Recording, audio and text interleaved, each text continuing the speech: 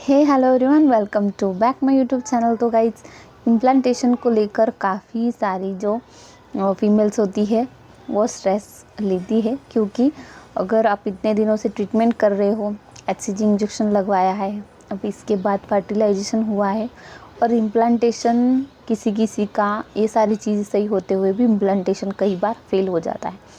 तो इस दौरान आपको क्या करना चाहिए? अब कई सारी चीज़ें ऐसी होती है आप जिनको अगर फॉलो करोगे तो इम्प्लांटेशन ही आपका सक्सेसफुल होकर रहेगा, या फिर इम्प्लांटेशन सक्सेस होने के बाद भी आपका इम्प्लांटेशन जो है वो फेल नहीं होगा।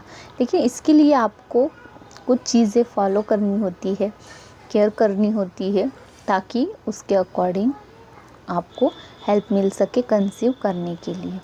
तो इसके लिए जब भी आपका इम्प्लांटेशन का समय होता है उस टाइप को आपको केयरफुल रहना बहुत ज़रूरी होता है, क्योंकि इम्प्लांटेशन होता है।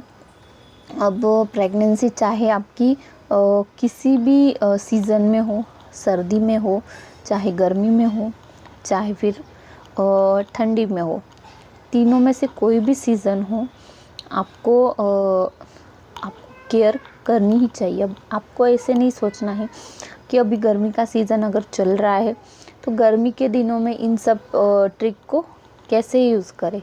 अब इन चीज़ों के बारे में नहीं सोचना है आपको, क्योंकि कुछ चीज़ें ऐसी होती है जो हमारे बॉडी के लिए ठीक नहीं होती है। हमें बाहर से तो ये सारी चीज़ें महसूस होती है, गर्म हो चाहे ठंडा हो। अब जैसे कि हम फ्रिज की कुछ चीज़ें खाते हैं, फ्रीज़र की, तो हमें ठंडी लगती है लेकिन वो हमारे बॉडी के लिए गर्म होती है। सेम उसी टाइप से होता है कि जो चीज़ें हमारे आसपास है, ज़रूरी नहीं है कि वो हमारे प्रेगनेंसी के लिए हेल्दी हो। तो इसके लिए अगर आपकी गर्मी में भी आप ट्राई कर रहे हो, सर्दी में कोई भी सीज़न में आप ट्राई कर रहे हो, तो इम्प्लांटेशन के दिनों में, अब जब भी ओव्यूलेशन आपका हो जाएगा उसके बाद से ही आपको ये ट्रिक फॉलो करनी है, जब तक कि आपका डेट जो है वो मिस नहीं हो जाता, या फिर आपका नेक्स्ट वाला पीरियड जो है वो आ नहीं जाता, तब तक आपको ये ट्रिक जो है फॉलो करनी है। तो ये ट्रिक मैं बता रही हूँ आपको कि अगर आपका ओव्यूलेशन हो चुका है, उसके अगले दिन से ही आपको क्या करना है कि अपने जो पैर है उनको ठंडे नहीं पड़ने देना है।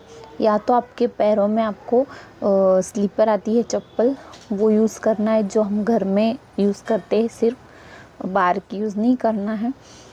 घर की एक अलग चप्पल रखना है। अगर आपको चप्पल पसंद नहीं आ रही है घर में पहनना है, फिर अलाउ नहीं है, काफ़ी सारी जो ओल्ड वाइफ्स होती है उनको पसंद नहीं आता है, सासुएं होती है, कुछ काफ़ी सारे इशू होते हैं, उनको नहीं पसंद आता है, तो आप सॉक्स भी पहन सकते हैं। लेकिन सॉक्स जो होते हैं, आपको जो पतले वाले सॉक्स आते हैं वो नहीं पहनना है। मोटे सॉक्स भी आते हैं एक चप्पल टाइप के, जो नीचे से उसको एकदम रफ़ तरीके का ऐसा बनाया जाता है टेक्सचर कि आप ज़मीन पे भी चल सकते हो, लेकिन वो चप्पल के तरीके का नहीं होता है, उसे सॉक्स ही कहा जाता है, ऐसे भी मार्केट में मिलते हैं।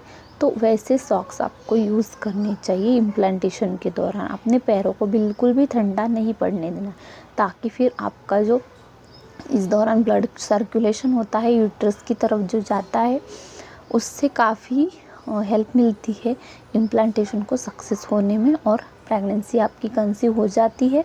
इम्प्लांटेशन सक्सेस हो भी गया है तो फिर बाद में अगर आप ट्रिक को फॉलो करते हो तो फिर आपका इम्प्लांटेशन भी फेल हो सकता है। अब जब तक आप डेट मिस होके हॉस्पिटल नहीं जाते, मेडिसिन स्टार्ट नहीं हो जाता कोई भी ना कोई, तब तक आपको ये ट्रिक को फॉलो करना है। ज़्यादा क्यों, कैसे, क्या है, इसका क्या मतलब है, मैं तो इसे नहीं मानती, इन सारी चीज़ों में आपको नहीं पढ़ना।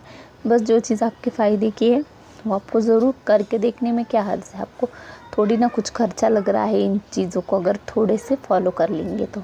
ठीक है, आसान सी ट्रिक है, यूज़ करके ज़रूर देखिएगा, आपको हेल्प ज़रूर मिलेगी कंसीव होने की।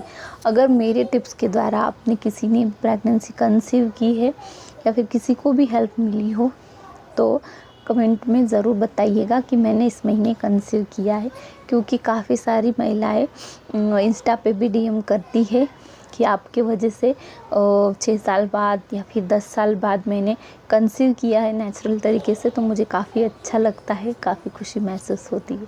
तो आई होप कि आपको वीडियो इन्फॉर्मेटिव लगी, तो लाइक शेयर और सब्सक्राइब करना नहीं भूलना है।